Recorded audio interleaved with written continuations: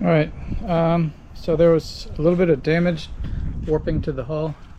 I don't know if you can see this, but this side is a little bit crushed in, but I think I can fix it. Just have to, yeah, I can fix this. I think I'm going to make it waterproof all the way up to here, and then continue the testing. And yeah, look at the warping here on this back deck.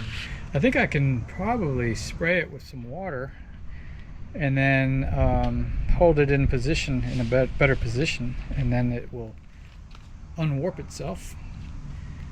And then I'm going to increase the ballast by about 20%, and hopefully it won't capsize. Okay, here's the sail rig that I tested last time out. It looks like this. It's got 3 battens. It has a relatively steep angle on the top. This is the square feet, 108. And basically it's just rigged just like a full size. This keeps the boom from moving forward. The downhaul is right here, and it goes to the top of the roof of the cabin. And then I just have a single outhaul here.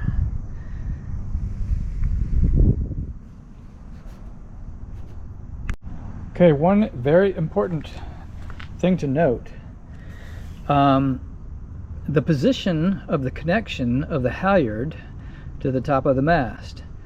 On most balanced lugs, the connection point is here or down here. I put it 45% from the bottom, so it's almost directly in the middle. It's just 5% down from middle. And if you'll notice, when the gust hit, the top excuse me, the top of the sail did not twist away. All right, here's another jibe.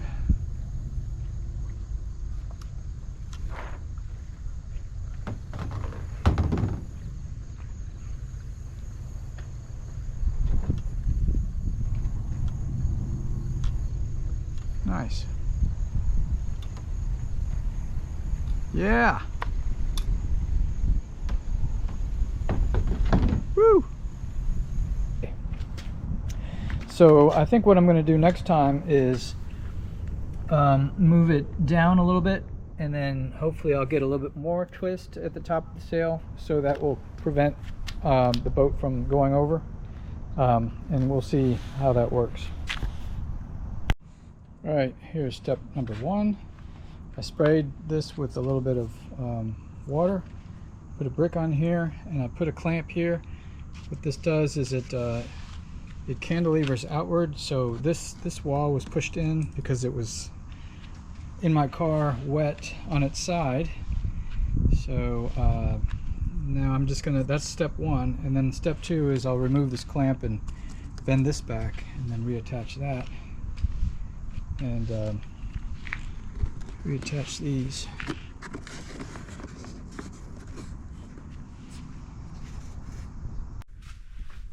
Okay, here's the progress.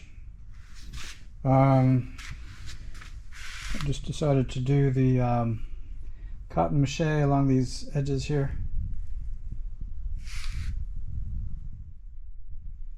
I scuffed up the paint just a hair, just so it has something to stick to.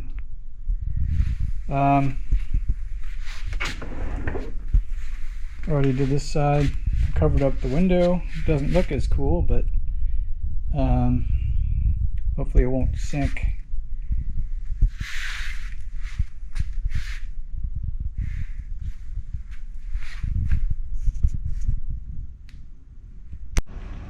All right, I sealed up the sides.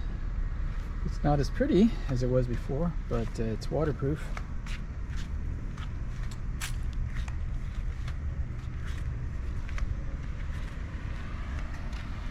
Okay, I made some improvements. I I put a block here so I can adjust the downhaul here.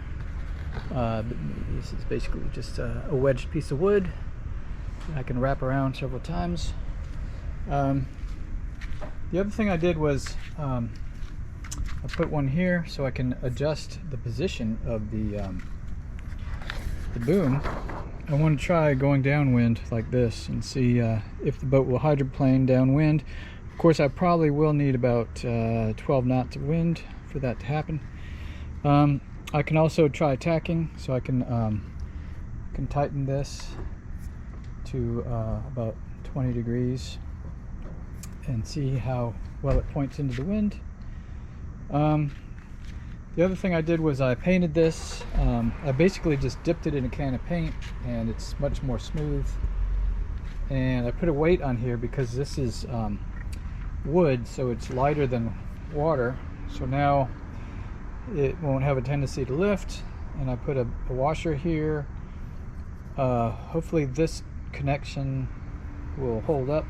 There's going to be a lot of stress on the rudder if the wind picks up, and I'm not really sure if that little solenoid is big enough to support the weight.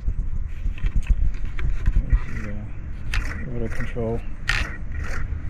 That's how far I can go, about 45 degrees or so. The other thing I did was see that brass bar. I put some more weight down there. That's 0.6 pounds, or I think, yeah, a little bit less than 0.6 pounds. So I got 2 brass bars down there. That kind of simulates the weight of a person. When I'm going downwind, what I intend on doing is sticking this on the back. That's more weight, so that kind of represents a person sitting in the back corner of the boat when you're going downwind. So hopefully that will work. We'll find out.